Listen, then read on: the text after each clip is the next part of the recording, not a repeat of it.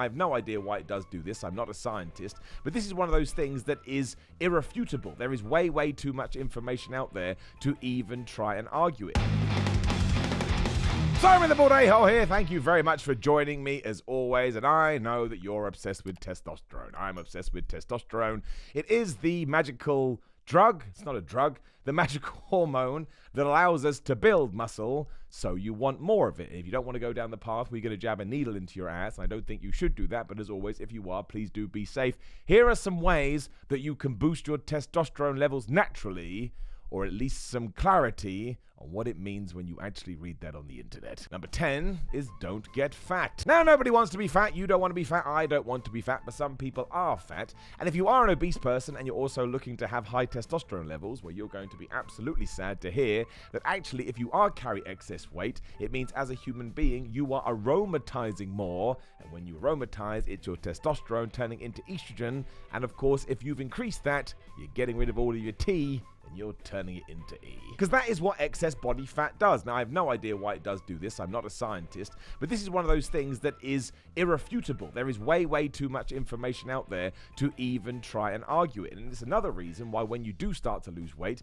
you're probably going to start to feel a little bit better, because then your testosterone levels are going to remain higher, because all of a sudden you're not aromatizing as much as you once were. Now, this also ties into the list as a whole, because what we are talking about here is your are your testosterone levels going to go up? Yes, they are, but that's only because you've dunked them down to begin with, right? Everybody gets confused about this. So you're going to read all these studies and all these articles of things saying, oh my gosh, how to boost your testosterone levels. And that is true, but 99% of the time, like we've already said, it's because you've tanked them to begin with. However, if you are fat right now, stop it, more tea. Number 9 is going to the gym. So that should please you. Hopefully you're already going to the gym. You're already going to the fitness palace of love. And yes, once again, we go back to those studies where it says if you do go do a heavy workout or a strong workout or a tough workout, you will promote testosterone around the entire body. And it's one of the reasons that squats have always been lauded, because they're very, very good at this. Again, there's so many people that say, hey man, if you go do a heavy squat workout, by the end of it, they're going to raise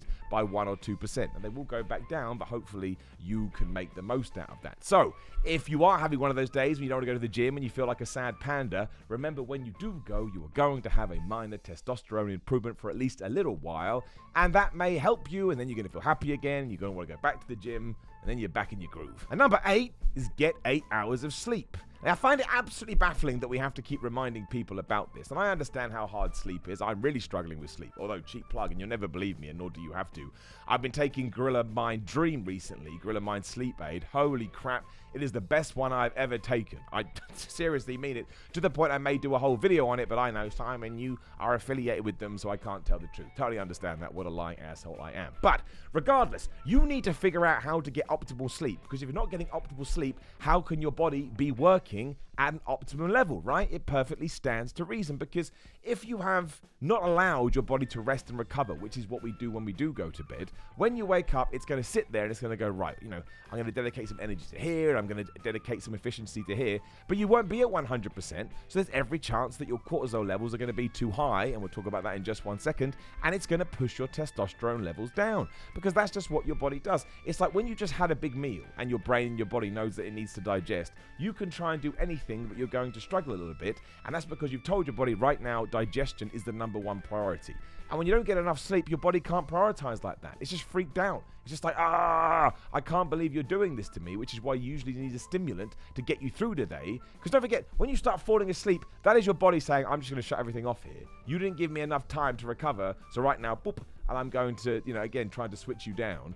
And you take the coffee or whatever it may be, a Red Bull, in order to try and keep yourself awake, which is absolutely crazy. There is no way you can have good testosterone levels, or good for you testosterone levels, normal testosterone levels, if you're not allowing your body to recover, right? Remember that word, recovery, recovery, recovery. As soon as you embrace that, and as soon as you start going after that, I promise you, you're going to be in 10 times better shape. And we shall now move on to number 7, decreasing stress. Because again, cortisol is a hormone you do not want in your body. Now, you kind of need it because it kind of ties into fight or flight and things like that, but that's a different video for a different day. But when those cortisol levels are high, one of the first things that goes down is your testosterone levels. Because again, we kind of already touched on it. Your body just doesn't think it's a big deal. It's like, oh my gosh, we're stressed out right now. What the hell should I do? And it almost forgets. Like, you must have done that. How many times have you gone to work or to see a friend, you think, oh, I've got to bring that book. book. They've asked for that book. I definitely got to bring that book. And then you're halfway there, you're like, I didn't bring the book. Why the hell didn't I bring a book? It's because you're stressed. And when you're stressed, even your memory and your mind is affected. And if something as important as your damn brain is struggling, what chance do your hormones have? So it is overcompensating. It is completely overcompensating. And then you go to the gym and you're going to have a crappy workout, and that is going to make you feel worse. Now, I totally understand it's not as easy as just going, boo, oh, I'm not stressed anymore. But sometimes I think having extra impetus in order to chill out a little bit can help. So if you are going to the fitness palace of love and you kind of feel like you hit a plateau or you're not evolving or progressing as much as you once were, maybe if you do react just a little bit, all of a sudden you're going to be back on track. Number 6 is your diet. Because obviously, your food plan is going to tie into absolutely everything. Now, mostly you just want to eat healthy food. You know what healthy food is. I know what healthy food is. But once again, we go to the studies, and I would always say just do what works best for you. But there are studies that say that people who have a lower fat diet also have a reduction in testosterone. Now, I'm pretty sure you could find the counter argument to that too. But you want to make sure, and they're referring to healthy fats here, and you want to make sure you have healthy fats in your diet. You want omega-3 sources. You want to be eating fish. You want to be eating peanut butter or nuts, whatever it may be, within moderation, because they're super high in calories. That's not only going to help your overall well-being to begin with, but it's going to help in the gym. And yes, there is some information that says maybe it will help your testosterone levels too. So do not run away from fat because you think, oh my gosh, fat makes me fat. Fat doesn't make you fat. Carbs don't make you fat. Protein doesn't make you fat. Chocolate doesn't make you fat. Pizza doesn't make you fat. Cheese doesn't make you fat. What makes you fat is overeating in general and going over your calorie maintenance. And what have we already said about being fat? It's gonna crash your T levels. Number 5 is stop getting wasted. That's right.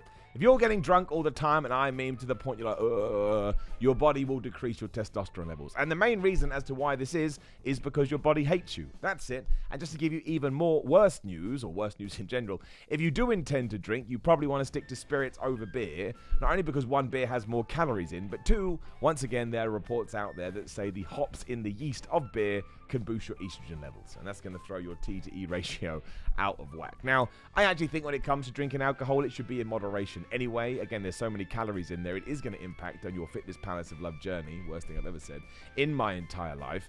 But just keep this in mind, okay? If you're going out Monday, Tuesday, Wednesday, Thursday, Friday, Saturday, Sunday, and you're also trying to be a ripped monster, that amount of alcohol going into your system likely isn't helping. Now, you're also an absolute hero because somehow you're getting drunk and then going to the gym every day.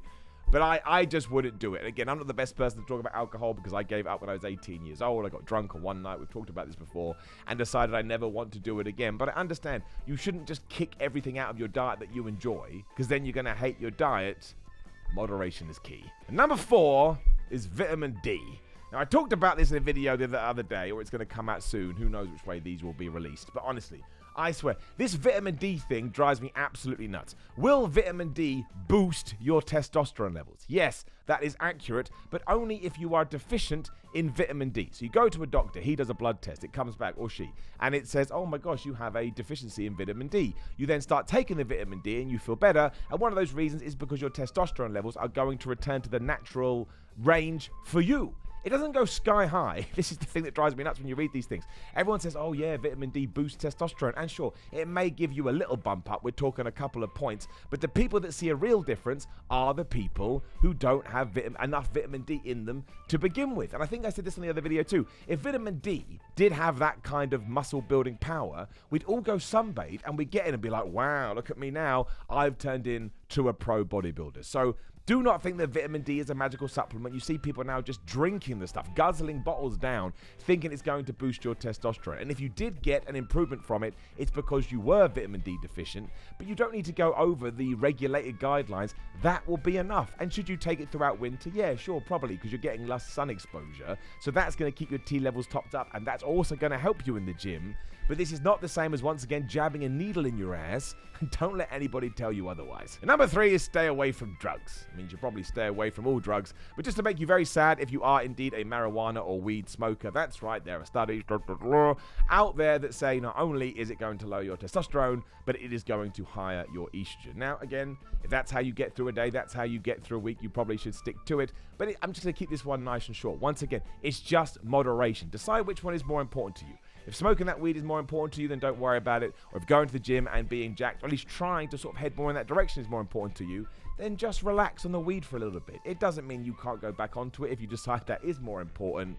But it ain't great, nor are any drugs, to be honest, so you probably better get rid of them. Number 2 is check your medication. This is especially true if you are trying to regrow your hair at the moment using one of the many drugs that is now on the market, because they will screw up your hormone profile. The amount of people that go on these things, go to Reddit and type it in. The amount of people that have no idea that it's doing this to them and have all these anecdotal stories about what's going on, I don't understand, because they've completely screwed up their testosterone, their estrogen, their prolactin. It's absolutely mad. So if you are on a consistent medication, go and find out what it does. It's so easy these days on Google. Google and the internet will tell you everything. And if you're really confused, go ask your doctor. Because if they're good at their job, they should know. And it's perfectly reasonable to say, look, I go to the gym. I'm trying to, get in optimum shape, but there's definitely a problem here. Do you think it could be this drug, which is reducing my testosterone levels, which can happen, or it can act as some kind of buffer or some kind of obstacle, or it just screws your sort of equilibrium off so you're not working as best as you can do. And this is a very, very under talked about thing, I suppose. Of course, it may be a medication that you need to stay alive, and there's nothing better than that, but at least you will know. So once again, don't just take things willy-nilly. Actually research and figure out what's in this stuff and whether or not it's having an adverse effect. Number 1 is TRT, because that is kind of natural, right? What you are doing is you are putting the testosterone back into your body that you will lose as you age, or maybe you have some kind of illness. Who the hell knows what it should be? And the only reason TRT has got a bad rap is because people have now equated it with steroids. If you go on testosterone replacement therapy, you are on steroids. Now, this is not the case at all. Now, I would not advocate it until you're in your late 30s, your early 40s. In a couple of years, I'm certainly going to look into it, because why the hell wouldn't I? I want to keep my testosterone levels high. But that is the best way, hence why it's number 1, to boost your testosterone levels, is to put testosterone in you. Now, do I think you should do this without the help of a doctor? No, I personally don't. But you're going to do whatever the hell you want, as you should be allowed to. But when you're doing it with a doctor, they can say you need a little bit more, you need a little bit less. Let's take a look at other things like your red blood count and your cholesterol levels and your kidneys and your livers, just in case there is an adverse effect and you know you're going to be working, here's that word again, on the optimum level. You don't want to abuse anything. Abusing never really works out, and there's always a consequence to your actions. But that's the reason I wanted to throw it in here. The reason TRT will always be number 1 is because it's testosterone into your body, and it is kind of natural because, again, well, it's not really natural because as we grow up, right, your testosterone levels are going to go down. But it's natural in the sense you're not trying to trigger one thing in order to push up the testosterone. You're just pushing up the testosterone. Sometimes it just needs to be that simple. Doesn't mean I think you should go find somebody with a silver briefcase and buy it from him or them, but you're going to do whatever the hell you want, but it is a fact. Now, please do leave a comment below and let me know what you think about all of this. Maybe you know some other supplements that you'd like to chat about, and we certainly can. Then like the video, share the video, and subscribe. Click the bell, ding, ding, so when other videos going live, there will be a video on the screen. Please do give it a click. Otherwise, grilledmind.com/Simon, because I get 10% off. These are supplements that I genuinely think are pretty good. Very good, actually, and I do use them in my real life. At Simon316 on Instagram and Twitter, patreon.com/Simon316 for videos and other such things. I'm on Cameo if you want a shout out, and simonmiller.bigcartel.com for merch. That's the end of that. Goodbye.